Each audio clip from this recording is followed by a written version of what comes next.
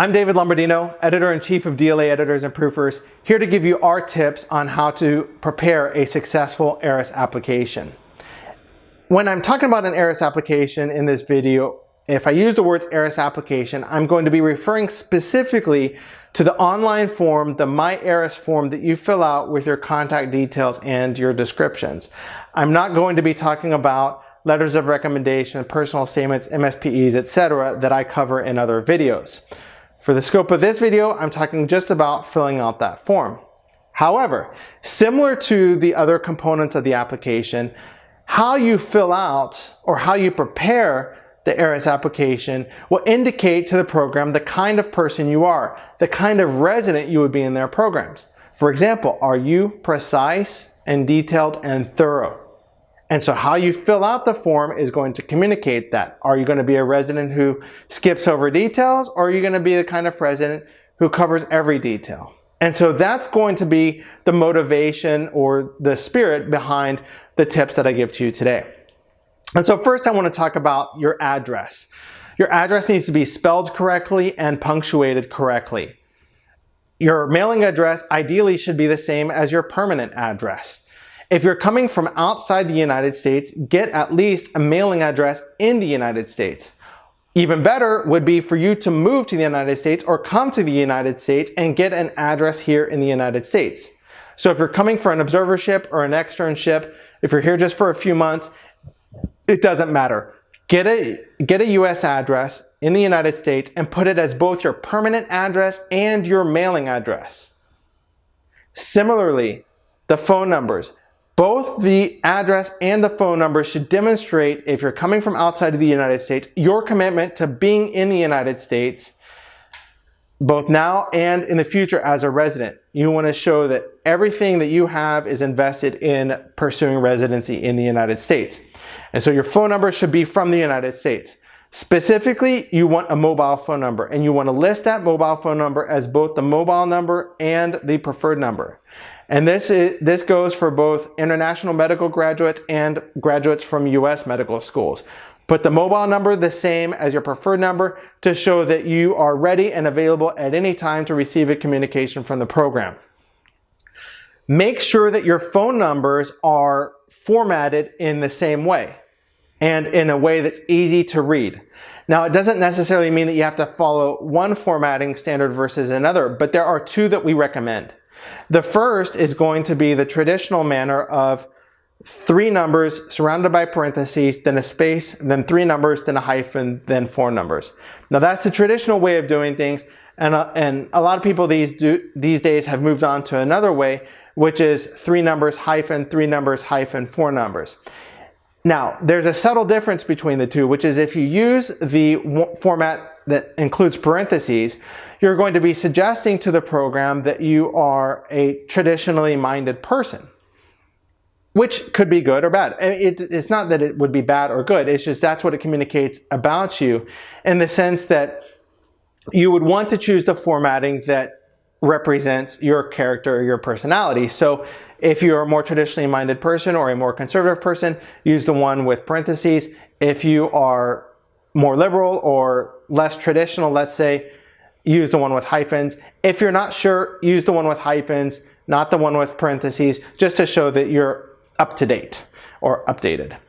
And so that covers the contact information. And what I'm going to do now is move into talking about the work experiences and the descriptions. And when I say work experiences, I also mean volunteer and research experiences. For each experience, there is information that goes into the header. So that information would be, for example, the name of the institution, the dates that you held the position, the title, your supervisor, and the number of hours per week you were devoting to that activity. Make sure that all of those items are completely filled out. Do not leave any item missing. And do not repeat any information from the header in the description. And so if you want to talk about, for example, that you were doing an internal medicine rotation, use the words internal medicine in describing either the name of the department or your title. It's just an example. Whatever information you can put into the header to keep from having to put in the description to communicate key points about whatever the experience was, do it. Then in your descriptions, be concise and be thorough. Do not write full sentences.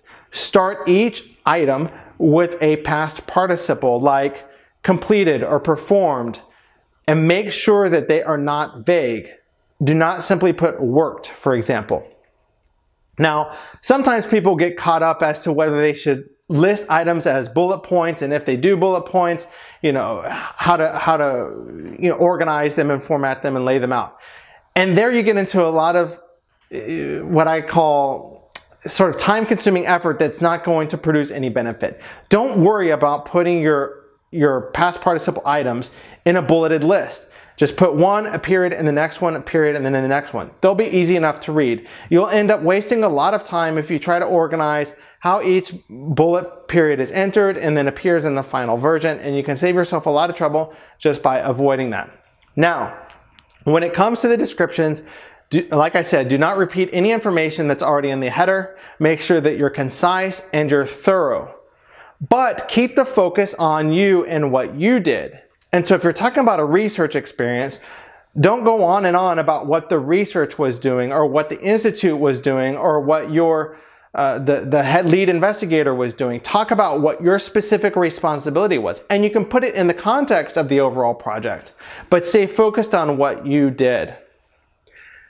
Now, when thinking about how to describe these experiences, and this is going to relate more to perhaps work experiences, but even more so to volunteer experiences, then what I want you to do is think about the field that you're applying for and think about what are the details about those previous experiences that are going to be relevant to the field or the positions that you're applying for, and make sure to focus on those. If something is not relevant, then leave it out.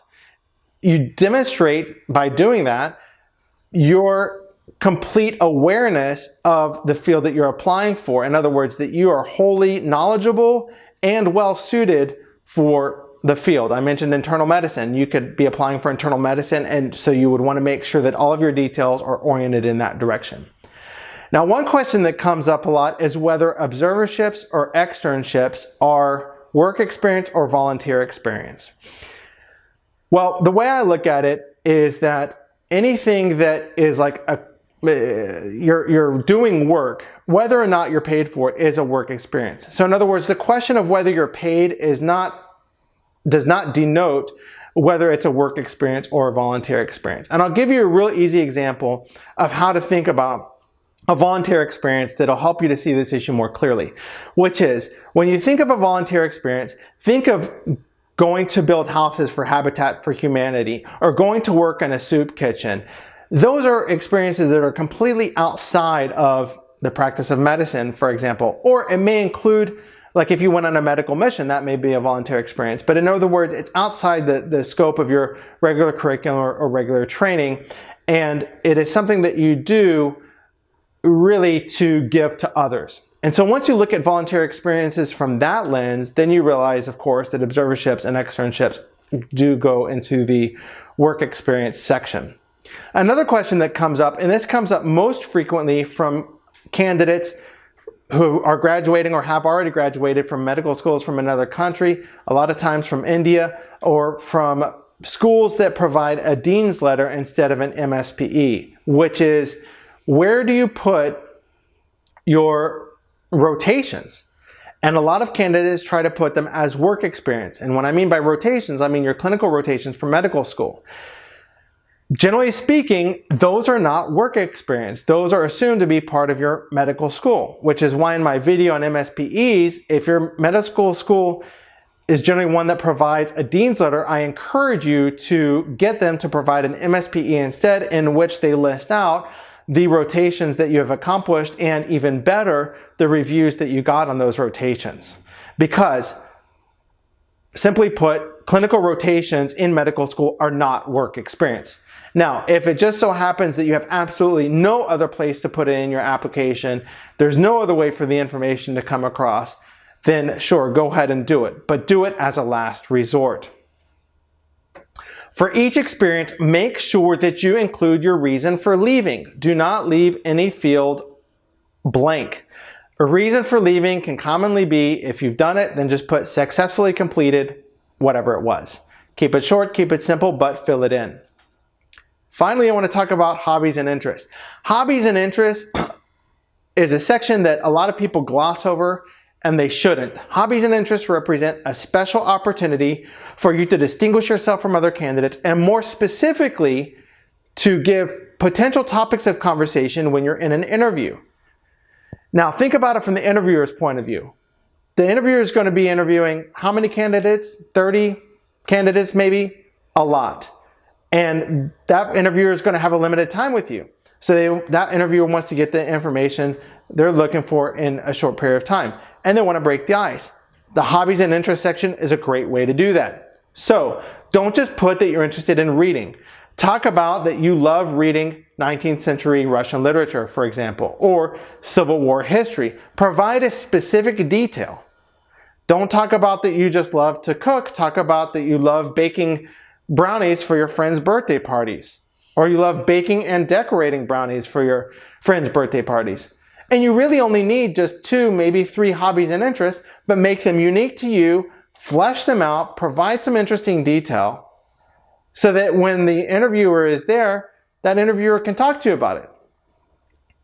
Well, I hope you found these tips helpful. We offer a full range of services for the ERAS application, from proofreading to editing and feedback. We'd love to help you with yours. Come check us out at www.dlaeditors.com.